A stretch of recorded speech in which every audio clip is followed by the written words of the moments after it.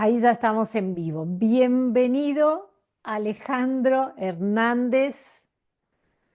Me da muchísimo gusto. Ya estamos en vivo. Bienvenido. Me da muchísimo gusto terminar el año contigo y te decía antes de conectarnos que para mí fue el mejor documental y no estoy exagerando ni queriendo congraciarme contigo. Así que felicitaciones por todos lo saben. Cuéntame qué tal le ha ido y después ya comentaremos específicamente de lo que va.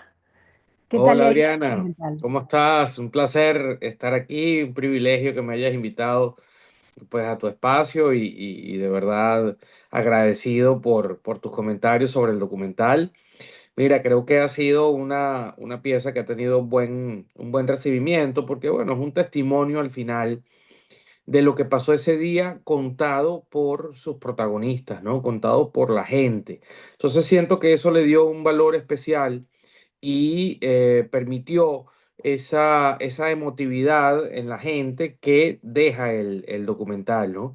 La gente en esos 32 minutos, bueno, se indigna, se pone brava, pero también se siente orgullosa del trabajo hecho y al final termina esperanzada, ¿no? Termina teniendo como una certeza de que el compromiso y la convicción con el cambio que tiene la sociedad venezolana se va a mantener y que uno, bueno, tiene que también acompañar eso y mantenerse con la misma esperanza, con la misma fe y la misma intención de seguir pues luchando para que en Venezuela haya un cambio o una apertura hacia la democracia. Entonces, bueno, creo que eso diría yo que se ve en el documental y que deja bueno, deja una sensación importante en quienes vean la pieza. Qué bien. Bueno, ya vamos a dejar abajo del video el enlace para que lo vean, porque el documental está en YouTube, pero para hacer una síntesis apretadísima, digamos que es el registro de lo que pasó aquel 28 de julio de 2024 en las elecciones de Venezuela. Y hay un trabajo periodístico súper delicado en ese documental, porque tú eliges acompañar a dos ciudadanas que van a colaborar. ¿Cómo fue esa decisión? ¿Cómo fue que dijiste, voy a contar las elecciones desde la mirada de esta gente?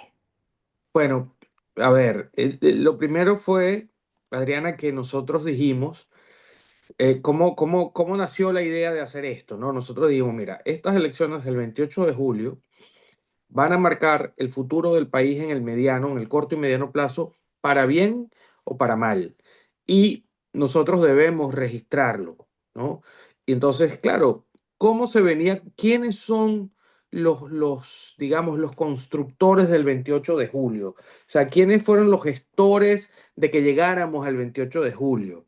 Bueno, la gente que realizó unas primarias donde se legitimó a la oposición, la gente que acompañó el liderazgo de María Corina Machado y Edmundo González en una campaña, bueno, y la gente que trabajó para que pudiéramos llegar a esa fecha, presionó para que pudiéramos llegar a esa fecha y se pudiera, bueno, evidenciar el clamor del país y el deseo de cambio del país. Entonces nosotros dijimos, bueno, ¿quiénes tienen que contar esto? Pues la gente, los protagonistas tienen que ser la gente, tiene que ser la gente.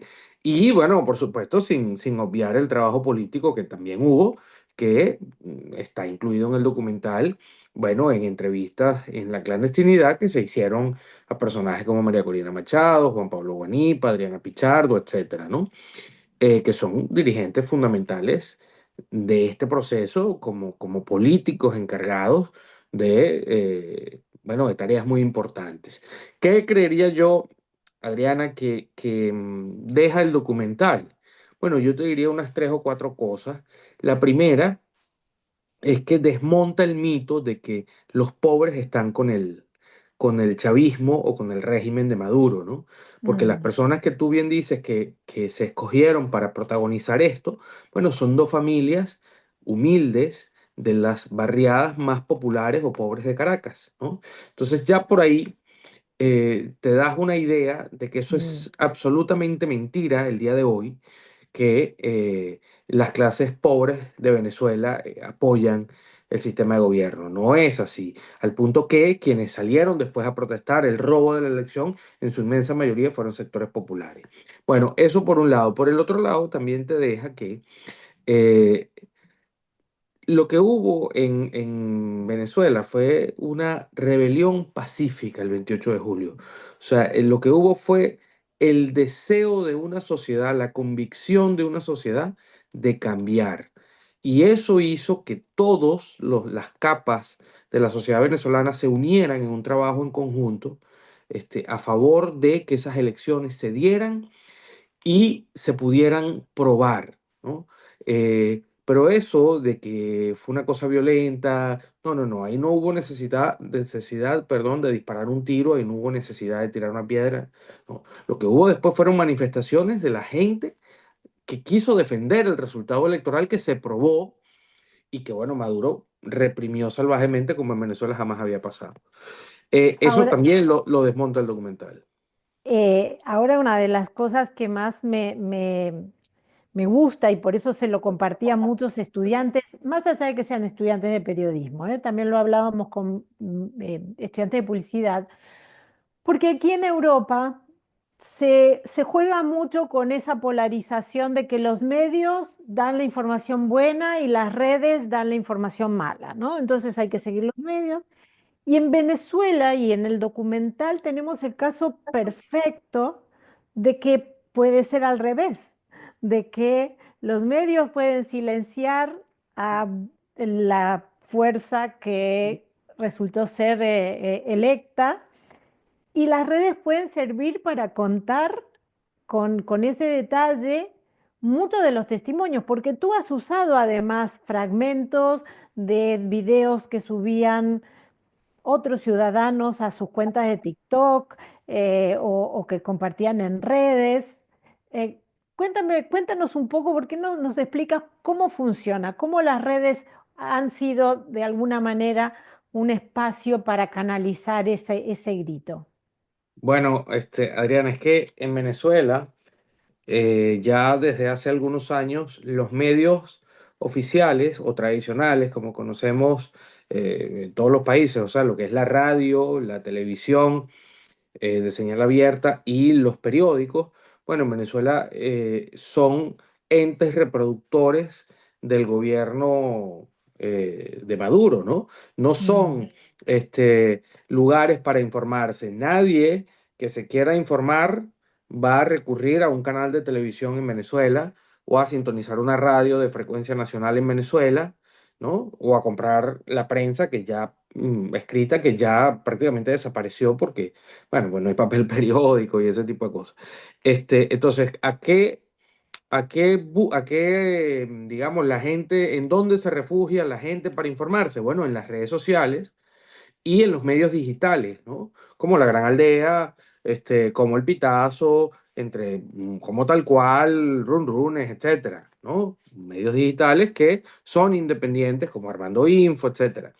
Em, y que han ido, bueno, desde lo posible, porque en Venezuela hay severas limitaciones con el Internet, además de que el gobierno se ha encargado de bloquear a todos estos medios digitales, pero bueno, se han convertido en una pequeña trinchera para poder transmitir información fidedigna. Las redes sociales, bueno, han sido de una enorme ayuda en todo este proceso.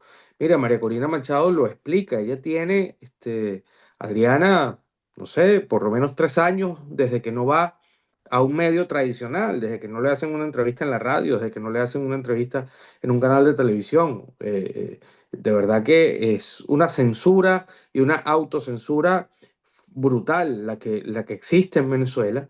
Y la verdad que solo ha sido el espacio de las redes sociales y los medios digitales lo que han estado al servicio de hacer periodismo y de tratar de informar. Entonces, bueno, en Venezuela, ciertamente, bueno, las redes sociales en general se pueden prestar para temas de desinformación, pero no es el uso característico que se les da en Venezuela. Por lo menos no desde el periodismo, desde, digamos, la gente relacionada al tema de la información. Quienes desinforman por las redes y hacen propaganda y guerra sucia y todo lo demás, bueno, son los actores cercanos al régimen chavista que quieren contaminar también y dominar sobre todo ese espacio para que no haya ninguna vía por la cual transmitir información real y veraz en el país. De hecho, se me ocurre que en muchos casos también grabar alguna escena por redes sociales es una especie de salvoconducto. En el documental aparecen muchas escenas de momentos en que van a buscar a algunos de los presidentes de mesas, algunas de las personas que publicaron algunas cuestiones. ¿Cómo es ese día a día, no? ¿Cómo es esa? Tú hablabas de la autocensura. ¿Cómo manejas tú que tienes un medio digital que se llama La Gran Aldea, que invitamos a que la gente se sume? ¿Cómo manejas ese equilibrio entre informar y preservar tu integridad? Bueno, ahorita ejercer el periodismo en Venezuela implica unos riesgos muy importantes, ¿no? Todo el equipo de la Gran Aldea está en Caracas, está en Venezuela y bueno, tratamos de ser lo más cuidadosos posibles sin caer, ¿no? En el tema de dejar de informar, porque entonces no tendríamos ninguna razón de ser, pero digamos que es una delgada línea, ¿no? Por la que estamos, con la que estamos todos los días lidiando para tratar de, bueno, para justificar nuestra razón de ser, pero sin que eso signifique que tengamos que atravesar momentos terribles como la detención de algún colaborador o de algún trabajador de la página, ¿no? Si te pones a ver, Adrián, una de las cosas significativas que tiene el documental es que no tiene créditos, pero no tiene créditos no porque la gente no esté contenta con el trabajo hecho, todo lo contrario, todo el mundo está muy orgulloso. No tiene créditos por el temor de los realizadores, productor, el director, los camarógrafos, etcétera, por el temor que ellos tienen de sufrir algún tipo de retaliación por parte del gobierno, por parte del régimen de Maduro. Entonces, creo que es un ejemplo que retrata bastante bien la situación de miedo que hay en Venezuela. El estado de terror que hay ahorita en el país, o que hay desde el 28 de julio en el país, creo que nunca se había vivido en Venezuela. La persecución y la búsqueda de cualquier liderazgo que sea genuinamente opositor o que tenga alguna incidencia real en la gente y no acompañe al gobierno es total. Por eso casi todos están escondidos, casi todos están resguardados y en la clandestinidad, empezando por la propia María Corina Machado. El presidente electo tuvo que abandonar el país e irse a España.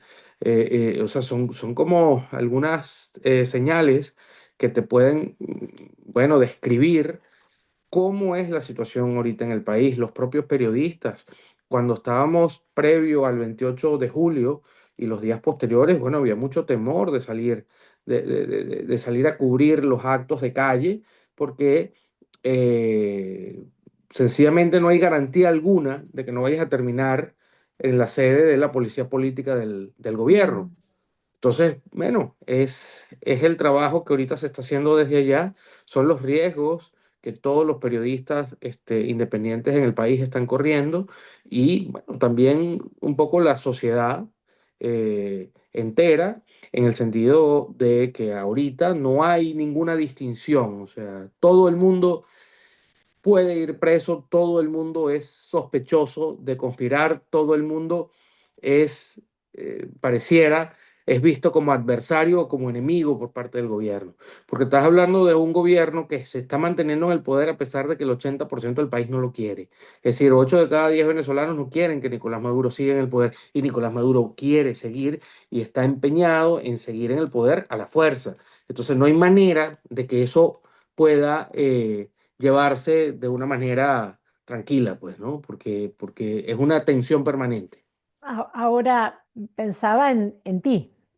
porque tú sí sales en los créditos, tú sí sales a comunicar y a compartir ese documental.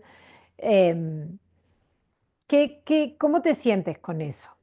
Bueno, yo he asumido la responsabilidad pública del documental, Adriana, porque no estoy yendo a Venezuela en estos momentos y eso me permite tener la libertad de poder asumir el documental con todas las de la ley, ¿no? Y poder presentarlo en distintas partes, asumir la vocería, ¿no? Y tener la representación pública del trabajo que hicimos. Pero sin duda, eso tiene un sacrificio que es ese de no poder volver al país bueno, en las próximas semanas y meses, ¿no?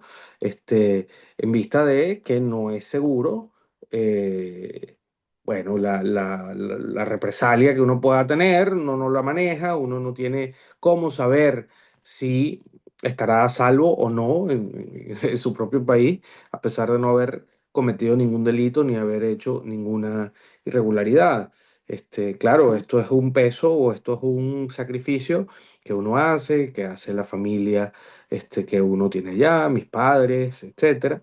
Entonces, bueno, es un poco el precio que tiene o que nos ha tocado asumir por simplemente hacer nuestro trabajo, pero yo no primera vez incluso que hablo de esto en primera persona, hay muchos ejemplos de periodistas valiosos que se han tenido que ir del país. Y que para poder hacer su trabajo y mantenerse a salvo han tenido que dejar a sus familias y buscar oportunidades o buscar establecerse en otros lugares. Tengo muchos amigos muy valiosos que les ha tocado hacer eso y que creo que tienen pues muchísimo más méritos que yo y, y, y que hay que agradecerles el inmenso trabajo que diariamente hacen por el país y porque la sociedad venezolana pueda todavía tener información seria, veraz y fidedigna desde algunas plataformas digitales o redes sociales. Qué estupendo. Hablas del costo, pero también hablemos del premio que trae, porque yo tuve la suerte de asistir a la presentación en Madrid y veía emociones, escuchaba los comentarios de la gente y pensaba qué bonito, ¿no? Que son de esos sacrificios que valen la pena porque tienes... eh, ese abrazo que te da tu gente, ¿lo has sentido o era yo que estaba demasiado... No, no, no, sí, sí. Sí ha sido muy, muy conmovedor para mí, para todos en el equipo, lo que ha despertado el documental y lo que ha transmitido el documental.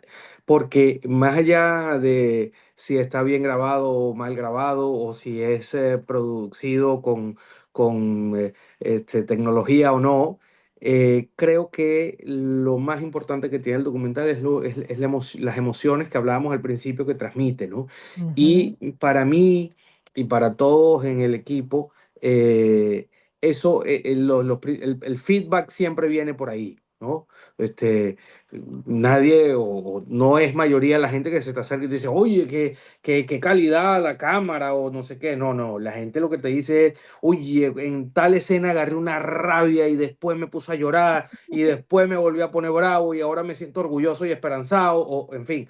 O sea, siempre relacionado al tema de los sentimientos que genera y yo creo que esa es no sé, para mí es lo fundamental, pues, porque por supuesto que la idea es que quede un testimonio periodístico de lo ocurrido esos días, pero también es importante que la gente se sienta reflejada, ¿no? Y se sienta de alguna manera parte de ese proceso, porque todos fuimos parte de ese proceso, los que estábamos allá, los que no estamos allá, los que trabajamos desde lejos, los que hicimos, todos, de alguna manera, toda la sociedad fue parte del 28 de julio de esa gesta histórica que se consiguió ese día y ahí todo el mundo puso su granito de arena.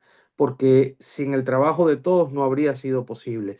Bueno, y María Corina Machado, que probablemente fue digamos, la principal columna política de todo este asunto, ni siquiera ella se asume el crédito, sino que ella dice, esto lo hizo la gente, y en el documental propiamente ella lo dice. O sea, esto es un... Entonces, si la sociedad entera no hubiese remado hacia la misma dirección, no se hubiese conseguido. Y Totalmente. bueno, de alguna manera eso trata el documental de retratarlo. Y yo creo que además, más allá de esta coyuntura, que esperemos que se resuelva pronto, que se resuelva por la vía legal y legítima que reclama tu pueblo, em, creo que también es inspirador para otros periodistas que hay muchos en Latinoamérica en condiciones adversas, quizás no tan graves como las que estás contando, pero sí sin recursos, a veces con los obstáculos de un poder que no quieres que cuente. Me acuerdo de tantos periodistas en las provincias argentinas que a veces dicen, pero es que no puedo contar porque no puedo ir en contra de esto. Em, Creo que ahí hay un camino, y lo mencionabas, ¿no? Bueno, no importa tanto la calidad, aunque la tiene. Hoy la tecnología nos permite hacer cosas creativas y atractivas y interesantes, más allá de los preciosismos técnicos que ya te diría son hasta del siglo pasado, ¿no? Ahora lo que queremos es contar, conectar, como cuentas.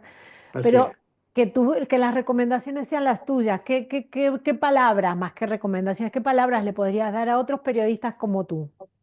Bueno, yo pienso que ahorita, Adriana, el periodismo en la región, las mismas situaciones que desafortunadamente estamos atravesando, han hecho que los periodistas se reinventen, se tengan que acoplar a las nuevas tecnologías.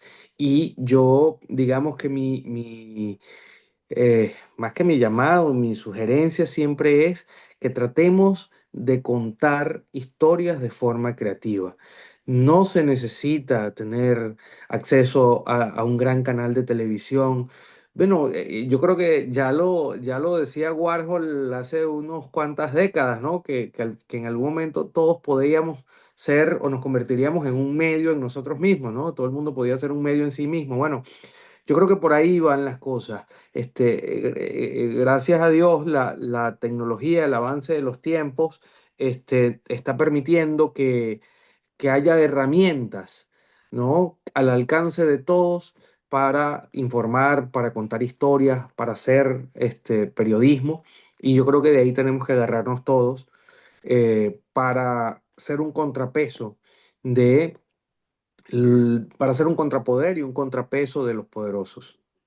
Y yo creo que también ahí, y ya es algo que sale de tu documental, y por eso también te pongo como ejemplo ante mis estudiantes, tú has hecho una especie de acuerdo con los protagonistas. No ha sido solo tu cámara o a veces esa prepotencia, ¿no? Del periódico, del cronista con el micrófono en mano, sino que has dejado que los protagonistas contaran la historia. Y ese acuerdo entre la ciudadanía y el periodismo también es súper valioso. ¿Cómo lo logras o cómo has encontrado esa forma de que eh, periodista y protagonistas sean el centro del documental? Bueno, yo te diría bueno, qué buena tu pregunta, pero te diría dos cosas que se me ocurren en primera instancia. Lo primero es que siempre como que desde nuestro portal, desde nuestra modesta página digital, creemos que que los protagonistas no somos nosotros, sino las historias y las personas que ponemos o retratamos allí, ¿no? Que salen allí, no nosotros como periodistas. Eso es un error. Los protagonistas nunca deben ser los periodistas. Los periodistas somos contadores, somos facilitadores, somos transmisores de un mensaje. Eso por un lado, que siempre ha sido un poco forma parte de nuestro lema y de nuestra forma de funcionar. Pero lo otro es que, bueno, aquí el documental tuvo que verse, se hizo, como pudiste ver, con la anuencia o con la colaboración de muchos factores que estaban en la clandestinidad. Entonces tenías que tener tacto, cuidado y absoluta complicidad con ellos, porque no podías exponerlos. Bueno, el colmo habría sido, o habría sido terrible, que por nosotros cometer una indiscreción o por nosotros querer ser este, a lo mejor descuidados o negligentes, pusiéramos en peligro a alguna persona que entrevistamos o que tuviéramos acceso, que estuviese en la clandestinidad o que estuviese perseguido por el gobierno. Entonces, yo creo que esos dos factores nos ayudaron a que hubiese una armonía perfecta y una sincronización perfecta entre los protagonistas del documental, los políticos que formaron parte del mismo y nosotros como productores de la pieza. Nosotros teníamos temor al inicio y por eso demoramos un poco más en sacar el documental. El documental salió a los 2 meses, más o menos, de haber sido la elección, pero lo demoramos un poco porque también en Venezuela el tema de la represión era muy duro las primeras semanas, sigue siéndolo, pero digamos que las primeras semanas había cientos de detenidos todos los días y teníamos mucho miedo por las personas, por las familias que aparecen en el documental y que, bueno, fueron las que nos abrieron las puertas de sus casas en esas barriadas populares. Teníamos temor de que cobardemente el gobierno fuera tras esa gente, ¿no? Gente como hemos hablado, pobre, gente humilde, gente que sencillamente lo que hizo fue trabajar para que la elección pudiera funcionar y pudiera comprobarse.